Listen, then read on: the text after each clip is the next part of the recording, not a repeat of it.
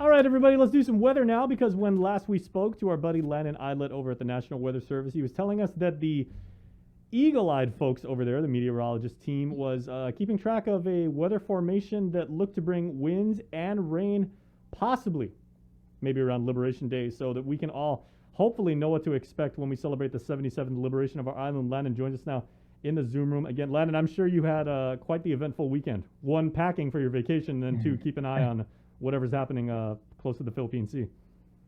Yeah, I've not had a chance to pack up yet, and I'll probably do that on Friday morning before I head off to the airport around midday. So are all meteorologists procrastinators when it comes to traveling?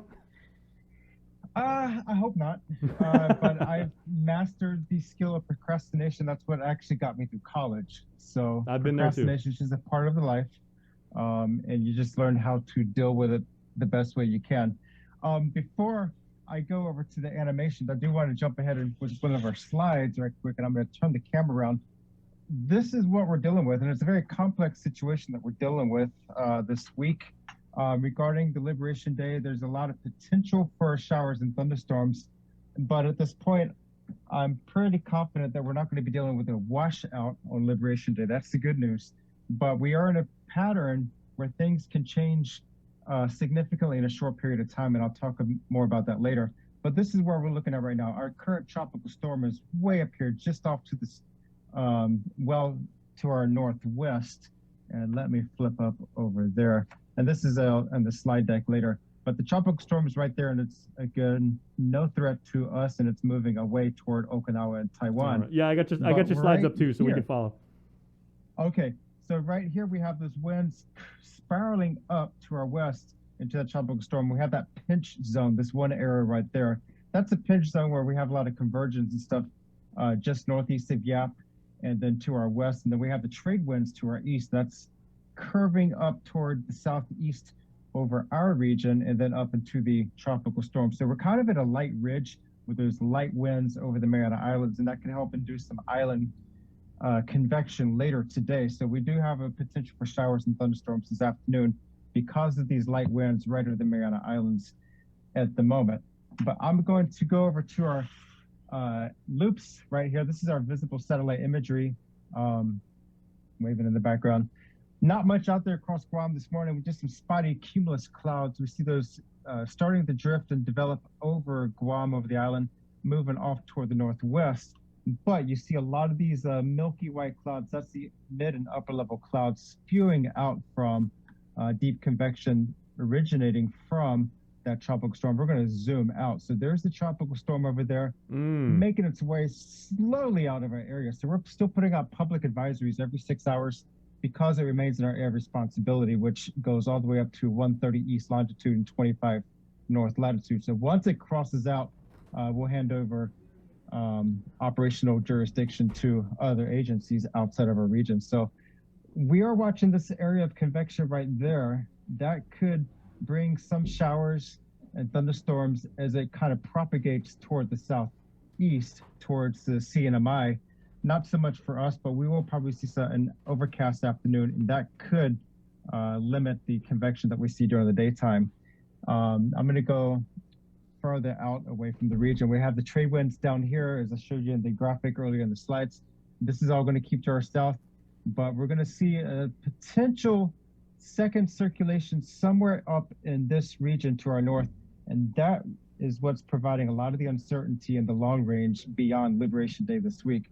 And like I said, I don't usually like to show the model forecast because we have to decipher what the models are putting out and put out the best available forecast based on experience and skill and what we're seeing in the model trends.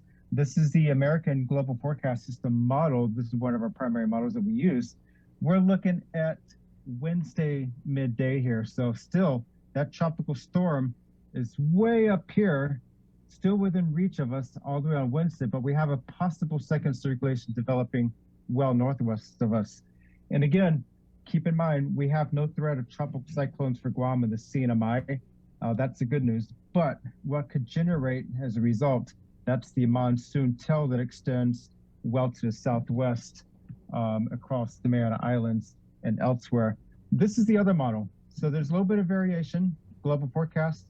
the European model. So a little bit of change, a Mhm. little bit dry here for Guam and the CMI. This is, again, midday Liberation Day. So this is why I'm saying we're not looking at a washout for Liberation Day, but there is a potential for showers and thunderstorms passing over the island. So always keep an umbrella handy and proceed with your plans, but just keep an eye to the sky, because when thunder roars, you are in danger within striking distance of lightning. So keep your eyes and ears open on Liberation Day.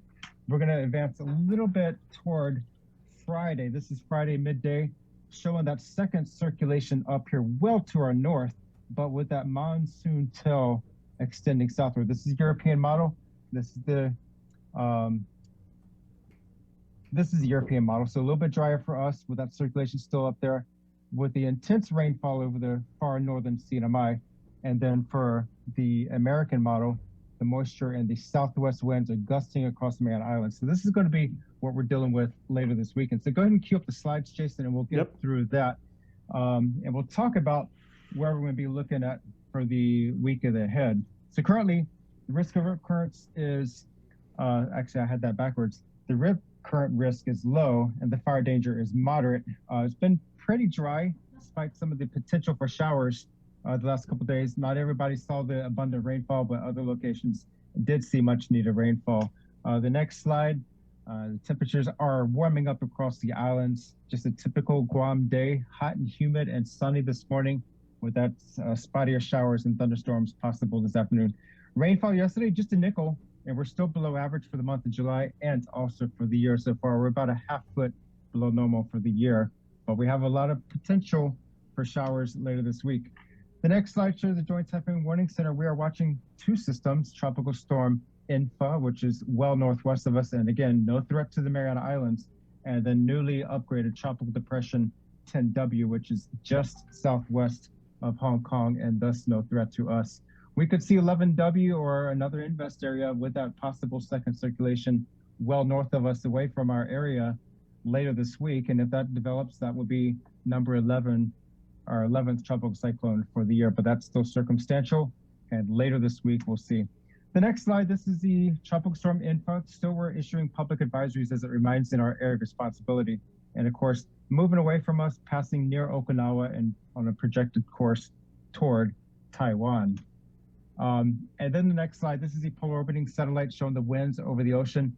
And this is just a broader scale trend. We have a lot of little waves in the trade wind flow across Micronesia where they're having bursts of convection, gusty winds. They had some problems in Chuuk over the weekend where they had near tropical storm force winds for about a 2-hour period across Chuuk and some of the outer islands, causing some problems. And that was from a large convective burst, kind of like what we've had in the past here on Guam. You think back to November 23rd of last year and also August 27th last year. Those are big rain and wind events. And that's kind of what happened on Saturday in Chuuk with some downed trees and some marine problems with some boaters out there. So keep in mind when we have convective outbursts that there can be any number of impacts and potential for problems. But the larger trend, those trade winds will be light across the region with that weak ridging over our area flowing into the tropical storm. And the next slide shows that tropical storm well northwest of us and moving away. It could become a typhoon for a short period in the next day or two. Sea conditions, not bad, 2 to 4 feet combined seas, primarily with the east trade wind swell. We'll see those conditions hold steady for the next several days, but we could see them increase dramatically by the end of the week, depending on the extent of the monsoon flow that should develop south of a second circulation. And again, seas at 2 to 4 feet that'll continue for the next several days and then build toward the weekend. So we could have a risk of hazardous seas and surf, particularly on south and west facing reefs by the end of the week. So keep a close watch on forecasts. And I put an asterisk by Liberation Day because even though we're expecting scattered showers and isolated thunderstorms, I do not expect it to be a washout.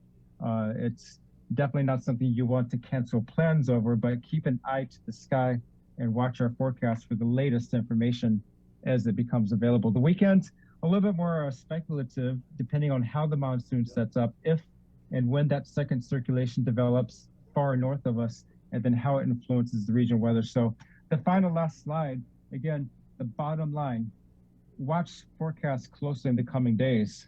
In this general pattern, there can be significant short-term changes in the local forecast.